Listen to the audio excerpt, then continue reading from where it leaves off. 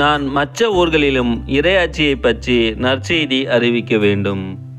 புனித லூக்கா எழுதிய நற்செய்தி 4ஆம் அதிகாரம் 38 முதல் 44 முடிய உள்ள வசனங்கள்.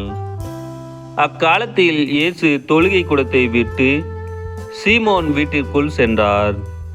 சீமோனின் மாமியார் கடுங்காய்ச்சலால் துன்புற்ற நிலையில் இருந்தார். அவர்கள் அவருக்காக இயேசுவிடம் வேண்டினார்கள். இயேசு அவர் அருகில் நின்று காய்ச்சலை கடிந்து கொள்ள அது அவரை விட்டு நீங்கிச்சு. உடனே அவர் எழுந்து அவர்களுக்கு பணிவிடை செய்தார்.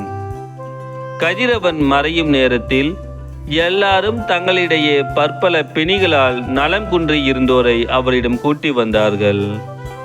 அவர் ஒவ்வொருவர் மேலும் தம் கைகளை வைத்து அவர்களை குணமாக்கினார். பேய்களும் நீர் இறைமகன் என கத்திக்கொண்டு பலரிடமிருந்து வெளியேறின. அவர் மெசியா என்று பேய்கள் அறிந்திருந்தபடியால் அவர் அவற்றை அதட்டி பேசவிடாமல் தடுத்தார்.